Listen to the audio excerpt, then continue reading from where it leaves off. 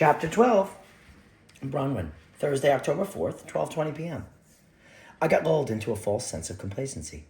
It happens, I guess, even during the worst weeks of your life. Horrible, earth-shattering stuff piles on top of you until you're about to suffocate, and then it stops. And nothing else happens, so you start to relax and think you're in the clear. That's a rookie mistake that smacks me in the face Thursday during lunch when the usual low-grade cafeteria buzz suddenly grows and swells. At first, I'd look around, interested like anyone would be, and wondering why everyone suddenly pulled out their phones. But before I could take mine out, I noticed the head swiveling in my direction. Oh, Maeve is quicker than me, and her soft exhaltation as she scans her phone is loaded with so much regret that my heart sinks. She catches her bottle lip between her teeth and wrinkles her forehead. Bronwyn, it's another Tumblr about, here. I take her phone, heart pounding, and read the exact same words Detective Mendoza showed me on Sunday after Simon's funeral. First time the Zap has ever featured a good girl BR, possessor of school's most perfect academic record. It's all there. Simon's unpublished entries for each of us, with an added note at the bottom. Did you think I was joking about killing Simon? Read it and weep, kids. Everyone in detention with Simon last week had an extra special reason for wanting him gone. Exhibit A, the post above, which he was about to publish on about that. Now here's your assignment. Connect the dots. Is everybody in it together, or is there somebody pulling strings? Who's the puppet master and who's the puppet? I'll give you a hint to get you started. Everyone's lying. Go. I raise my eyes and lock on Maeve's. She knows the truth, all of it, but I haven't told Yumiko or Kate, because I thought maybe this could stay contained, quiet while the police ran their investigation in the background and then closed it from lack of evidence. I'm pathetically naive, obviously. Bronwyn? I can barely hear Yumiko over the roaring in my ears. Is this for real? Fuck this Tumblr bullshit. I'd be startled at Maeve's language if I hadn't vaulted over my surprise threshold 2 minutes ago. I bet I could hack that stupid thing and figure out who's behind it. Maeve, no! My voice is so loud. I lower it and switch to Spanish. No lo hagas. No queremos. I force myself to stop talking as Kate and Yumiko keep staring at me. You can't. We don't want. That should be enough for now. But Maeve won't shut up.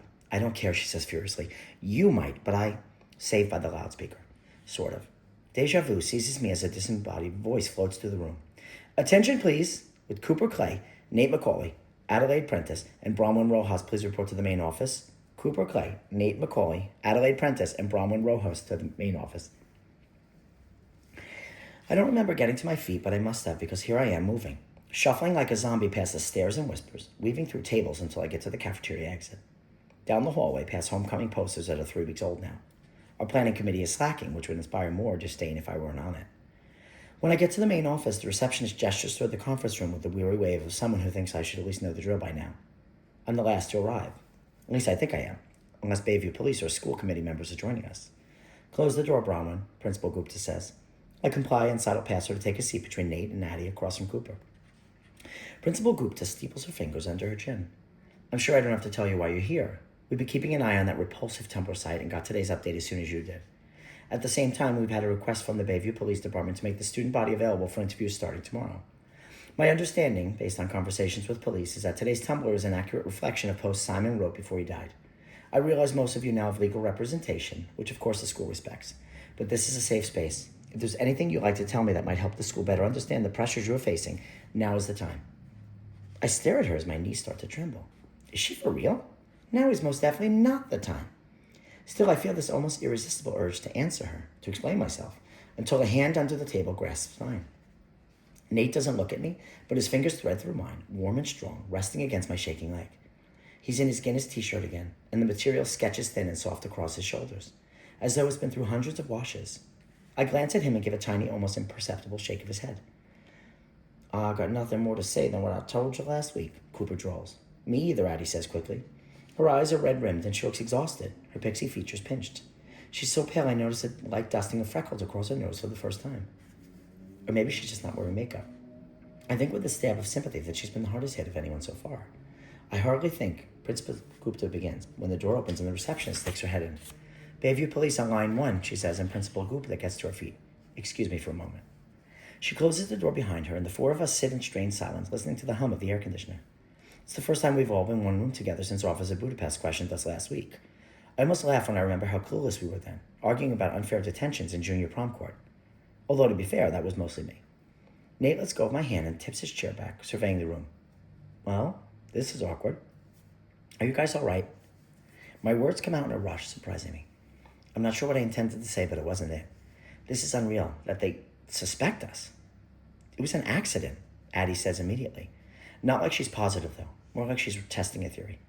Cooper slides his eyes over to Nate. Weird kind of accident.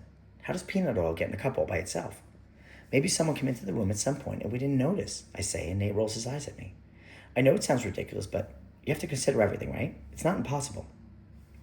Lots of people hated Simon, Addie says. From the hard side of her jaw, she's one of them.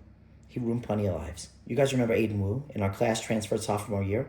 I'm the only one who nods, so Addie turns her gaze on me. My sister knows his sister from college. Aiden didn't transfer for the hell of it. He had a breakdown after Simon posted about his cross-dressing. Seriously? Nate asks. Cooper runs a hand back and forth over his hair.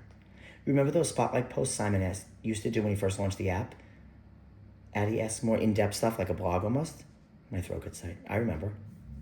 Well, he did that with Aiden, Addie says. It was straight up evil. Something about her tone makes me uneasy. I never thought I'd hear shallow little Addie Prentice speak with such venom in her voice, or have an opinion of her own. Cooper jumps in hastily like he's worried she's going to go off on a rant. That's what Leah Jackson said at the memorial service. I ran into her under the bleachers. She said we were all hypocrites for treating him like he's some kind of martyr. Well, there you go, Nate says. You were right, Bronwyn. The entire school's probably been walking around with bottles of peanut oil in their backpacks waiting for their chance. And not just any peanut oil, Addie says, and we all turn to her. It would have to be cold pressed for a person with allergies to react to it. The gourmet type, basically. Nate stares at her, brow creased. How would you know that? Addie shrugs. I saw it on the Food Network once. Maybe that's the sort of thing you keep to yourself when Gupta comes back, Nate suggests, and the ghost of a grin flits across Addie's face. Cooper glares at Nate. This isn't a joke. Nate yawns. I'm perturbed. Feels like it sometimes. I swallow hard, my mind still churning through the conversation. Leah and I were friendly once. We partnered in a Model United Nations competition that brought us to the state finals at the beginning of junior year. Simon had wanted to participate too, but we told him the wrong application deadline and he missed the cutoff. It wasn't on purpose, but he never believed that and was furious with both of us. A few weeks later, he started writing about Leah's sex life and about that. Usually Simon posted something once and let it go, but with Leah, he kept the updates coming. It was personal.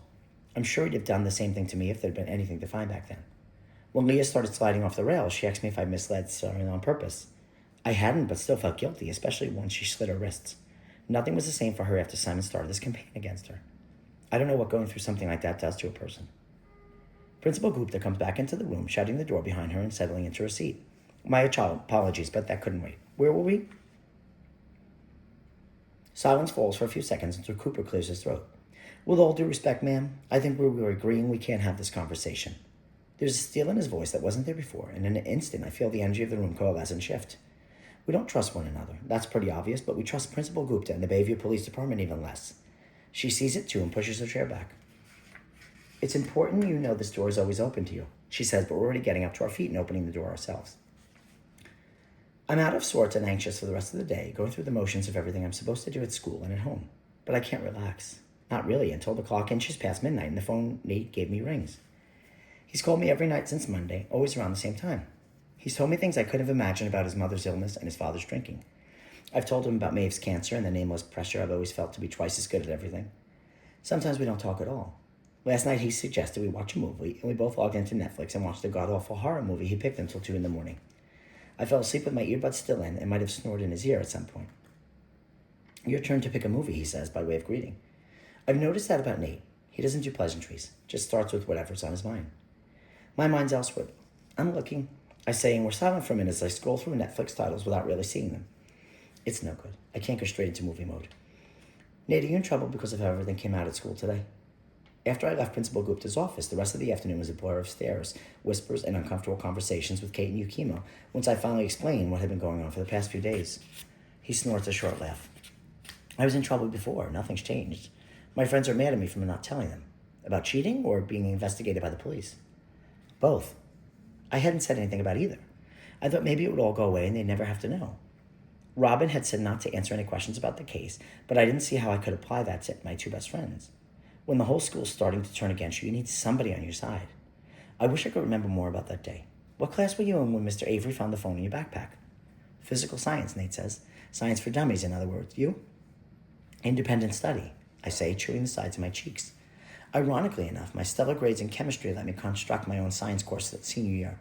I suppose Simon would be in AP Physics. I don't know what class Addie and Cooper have with Mr. Avery, but in the detention they acted surprised to see each other. So? Nate asks. Well, they're friends, right? You'd think they'd have talked about it, or even been in the same class when it happened. Who knows? Could have been homeroom or study period for one of them. Avery's a jack of all trades, Nate says. When I don't reply, he adds, What, you think those two masterminded the whole thing?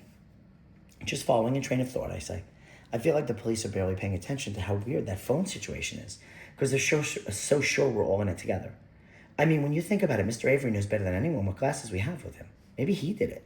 Planted phones in all of our backpacks and coated the cups with peanut oil before we got there. He's a science teacher. He'd know how to do that. Even as I say it, though, the mental image of our frail, mousy teacher maniacally doctoring cups before detention doesn't ring true. Neither does Cooper making off with the school's EpiPens or Addie hatching a murder scheme when watching the Food Network. But I don't really know any of them, including Nate, even though I feel like I do. Anything's possible, Nate says. You pick a movie yet? I'm tempted to choose something cool in art housey to impress him, except he'd probably see right through it. Plus, he picked a crap horror movie, so there's not a lot to live up to. Have you seen Divergent? No, his tone is weary, and I don't want to. Tough. I didn't want to watch a bunch of people get killed by a mist created from an alien tear in the space-time continuum, but I did. Damn it. Nate sounds resigned. He pauses the next.